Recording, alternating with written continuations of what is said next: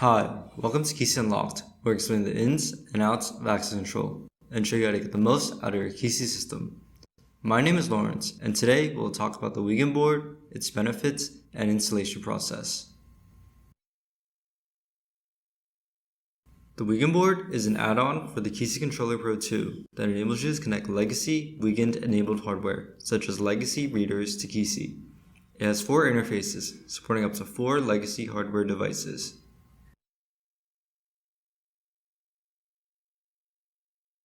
The Wiegand board offers a seamless transition into the Kisi system for existing setups that use Wiegand-enabled hardware. It minimizes costs since old hardware does not need to be replaced. It upgrades your legacy system, connecting it to the cloud, allowing global remote access management.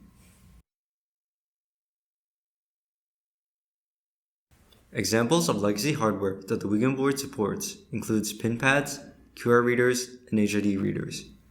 With the Wiegand board, all of these devices have full access to the Kisi system, including the mobile app and web dashboard. Legacy hardware can be unlocked remotely using the Kisi app or by using existing credentials, and permissions can be easily managed online. The Wiegand board can be connected to your Kisi Controller Pro in seconds. First, make sure to unplug power to controller before wiring. Then, identify the black connector pins on your controller at the top and bottom of the board.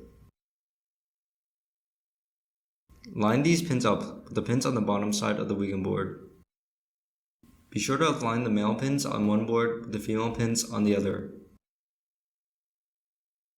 Simply press the Wiegand board into place, repower the controller, and you're ready to bring your legacy hardware to life. Thanks for watching. Check out the description below for more resources. If you have any questions, make sure to leave a comment.